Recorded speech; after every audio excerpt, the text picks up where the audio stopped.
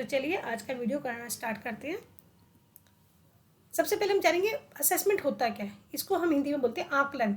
आकलन से मतलब होता है जैसे हम किसी को जज करना, ऑब्जर्व करना, है ना। तो assessment is typically use to describe processes to examine और measure student learning that result from academic programmes. Assessment क्या है, अगर हम एक बात करते हैं आकलन, तो ये क्या कर रहा है, किसी को एग्जामिन करना। एग्जामिन मतलब जांचना, उसको बच्चे ने कहाँ तक सीखा, ठीक है ना। अब वही बात है कि आपका रिजल्ट जो देता है वो आपको मेजरमेंट, मतलब आप कहते हो कि मेजर कर सकते हो, लेकिन असेसमेंट में मेजरमेंट का पार्ट ही आता है, क्योंकि यहाँ पे सिर्फ आप ऑब्जर्व कर रहे हो, है ना। ओवरऑल आपको देखा जाता है, जब आपका रिकॉर्ड कार्ड मिलता है तो उसमें लिखा होता है कि अकेडमिकली इतना है और नॉन अकेडमिक को करिकुलर एक्टिविटीज़ में आपकी ग्रेड्स होती है A B C D।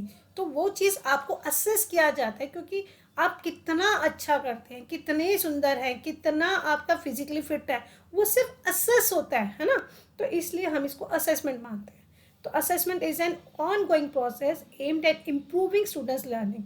Improving learning from assessment sometimes occurs immediately in classroom or later because of changes for future students। अब यहाँ पर वही कि आपको असेस करके साथ साथ ही रेमेडी देना। अब मैंने कहा ऑब्जर्व करती है टीचर, क्लास में रोमिंग करती है बच्चों को पढ़ाते वक्त, और वही देखती है कि कौन सा बच्चा गलत लिख रहा है, सही बोल रहा है, तो वहाँ पे क्या करती है, उनकी इंप्रूवमेंट करती है, उनको वहीं पे सुधारने की कोशिश करती है। तो वही ऑब्जर्व करने पे अगर आप यही चीज़ एग्जाम में देखे आए हैं तो आप देखोगे एग्जाम में देने के बाद कब रिजल्ट आएगा, कब मैडम बताएंगे कि आपने यहाँ गलतियाँ करी है। और असेसमेंट में क्या है कि मैम ने जब देखा कि बच्चे की रीडिंग में ही, अगर मैम मान लीजिए आप क्लास में रीडिंग कर रहे हैं और रीडिंग में बच्चे को उसकी प्रोनाउंसिएशन वर्ड की नहीं आ रही और टीचर ने वहीं पे उसको इम्प्रूवमेंट दिया, मतलब उनको वहीं पे उन्होंने फीडबैक दिया कि बेटा आपने यहाँ गलत किया तो दोबारा रीड करो। तो ये असेस किया उसने कि आपकी रीडिंग में कहीं ना कहीं प्रॉब्लम आ रही है, आपकी प्रोनाउंसिएशन में प्रॉब्लम आ रही है। तो वही हमारा असेसमेंट का मेन मोटिव होता है। अब हम जानते हैं असेसमेंट के बारे में और ज़्यादा कि assessment not based on one task और वन टास्क, वन टेस्ट और one task, nor it is expect bye mark और ग्रेड। मैंने बोला जैसे ये आपके नंबर नहीं बता रहा, बस ये उस ज़्यादा बता रहा है कि डिस्क्रिप्शन कर रहा है कि कहाँ पर आपकी गलती हो रही है। जैसे मैंने अभी प्रोनाउंसिएशन का आपको एग्जांपल दिया।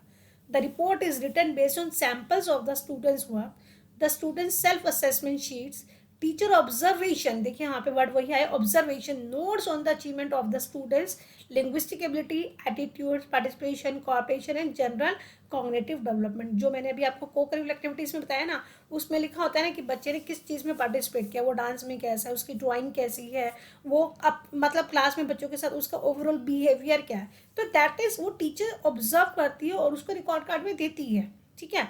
अगर हम बोलते हैं वो सिर्फ आपको अकेडमिकली आपके नंबर आते हैं कि आपने कितने में से कितना स्कोर किया, आप उसको असेस कर रहे हो, मतलब असेस नहीं कर रहे हैं, आप उसके से मेजर कर सकते हो, है ना। तो मेजरमेंट में आपके पास एक्यूरेट नंबर आते हैं। लेकिन जब हम ओवरऑल को करिकुलर एक्टिविटीज़ की बात करें, जैसे एबिलिटीज़ है कि कर सकता है, कितना कर सकता है, वो असेसमेंट के बेस पे आप बता सकते हैं।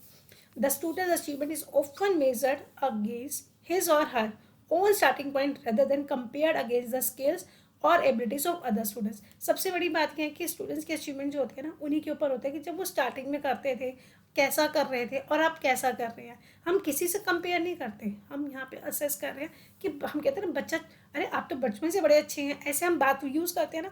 तो वही इनिशियल उनकी स्किल्स कैसी थी और बाद में उसमें इम्प्रूवमेंट कितना आया। हमारे लिए सबसे बेस्ट ये होता है कि हम असेसमेंट के लिए अपने आप को असेस करें कि पहले मैं ऐसे क्या करता था, अब मैं क्या कर रहा हूँ। हम किसी और से अपने आप को कंपेयर ना करें, हम खुद की अचीवमेंट्स को, या टीचर बच्चे की अचीवमेंट की, पहले बच्चा ये अच्छा था अब यह ऐसा कर रहा है, या इसका पॉजिटिव है या नेगेटिव है, वो हमारा क्या कहलाता है, ऑब्जर्वेशन बेस पे असेसमेंट। अब देखिए डेफिनेशंस, क्योंकि डेफिनेशंस और मीनिंग में डिफरेंस होता है। मीनिंग आप अपने शब्दों में बोलते हैं और डेफिनेशन होती है जो प्रॉपर आपकी वर्डिंग्स दी जाती है। The process of documenting usually in measurable terms, knowledge, skills, attitude and beliefs. मतलब जैसे अभी आपको बोला कि असेसमेंट एक प्रॉपर डॉक्यूमेंट है, जैसे आप, मैंने कहा ना रिकॉर्ड कार्ड में आता है कि आपकी स्किल्स में आपके कितने नंबर आए हैं, आपकी नॉलेज में, अंडरस्टैंडिंग में क्या है। अब आपको यहीं पे एक बार बताइए, जब आप लेसन प्लान बनाते हैं तो आप जो इंस्ट्रक्शनल ऑब्जेक्टिव्स होते हैं उसमें लिखते हैं नॉलेज, अंडरस्टैंडिंग, एप्लीकेशन, सिंथेसिस। वही चीज़ है कि आप उसको रिटर्न फॉर्म में एक पर्टिकुलर फॉर्म में रखते हैं।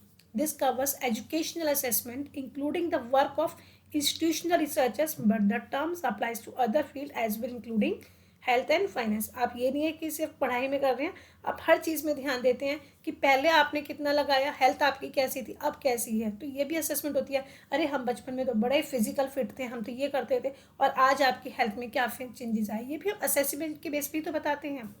द प्रोसेस ऑफ गैदरिंग मतलब इकट्ठा करना, and judging evidence in order to decide whether person has achieve a standard और ऑब्जेक्टिव. मतलब आपने कितना अचीव किया, कितना आप में चेंज आया, कितनी आप में मॉडिफिकेशन हुआ अकॉर्डिंग टू समय के अकॉर्डिंग, आपने कितना चेंज आया, आपके ऑब्जर्वेशन हमने किया, तो आपको वो सारा चीज़ क्या कहलाती है, असेसमेंट. अब देखिए असेसमेंट और इवैल्यूएशन में क्या डिफरेंस होता है. देखो मैंने अभी आपको क्या बोला, असेसमेंट ऑब्जर्वेशन बेस्ड होता है. तो assessment is defined as a process of appraising something और समवन, या तो किसी को या किसी चीज़ को. That is the act of gauging the quality, value और इम्पोर्टेंस. ठीक है. और इवैल्यूएशन क्या करता है, जजमेंट देता है किस चीज़ के ऊपर, वही नंबर ऑफ परफॉर्मेंस और समवन और समथिंग. अब यहाँ पे जैसे मैंने बोला इवैल्यूएशन में जो टर्म्स होती है, दो टर्म्स होती है, मेजरमेंट और असेसमेंट. वो दोनों चीज़ इवैल्यूएशन का पार्ट है. और असेसमेंट में सिर्फ आप ऑब्जर्व वाला पार्ट ले रहे हैं, जिसको सिर्फ हम, अगर मैं आपको ये बोलूँ तो ये क्वालिटेटिव टर्म में आ गया, गुणात्मक वर्ड पे, जिसको आप सिर्फ ऑब्जर्व कर सकते हो, आकलन कर सकते हो, प्रॉपर माप नहीं सकते. लेकिन मेजरमेंट में हम प्रॉपर माप सकते हो. और इवैल्यूएशन का पार्ट जो है वो असेसमेंट है. अगर मैं कहूँ यहाँ पे तो इवैल्यूएशन ब्रॉडर टर्म है, उसके दो पार्ट्स आते हैं, मेजरमेंट और असेसमेंट. ठीक है. तो assessment is made to identify the level of performance of an individual, whereas evaluation is perform to determine the degree to which goals are attained. Degree मतलब हाउ मच. ठीक है. अब हम देखते हैं कितनी तरह का असेसमेंट होता है. अगर हम बात करते हैं तो ये 4 तरह का होता है, फॉर्मेटिव असेसमेंट और समेटिव असेसमेंट. यहाँ पे एक चीज़ और ध्यान दीजिए, assessment of learning, assessment for learning. ये दोनों चीज़ का वर्ड को हम अलग अलग वर्ड्स में बात करें. आप सीटेट के एग्जाम में देखोगे तो ये वाला क्वेश्चन आता है कि assessment of learning is related to which type of assessment. तो वो फॉर्मेटिव है या समेटिव है, क्योंकि फॉर्मेटिव में आपको जब असेसमेंट किया जाता है तो during the teaching learning process आपको रेमेडी दी जाती है. और समेटिव का मतलब होता है आफ्टर द, फॉर, कि आपका असेसमेंट कितना हुआ, आपने कितना सीखा, वो समेटिव असेसमेंट कहलाता है. तो इट इज़ फॉर्मेटिव असेसमेंट या असेसमेंट ऑफ लर्निंग को आप क्या कह रहे हैं, it is the measurement for the purpose of improving. आपका मेन मेजरमेंट क्या कर रहा है इस बात को करने के लिए कि आप किस चीज़ में आपका इम्प्रूवमेंट होना चाहिए, आपका उद्देश्य क्या है. और it has high point of value as assessment taking place at the end with whole evaluation.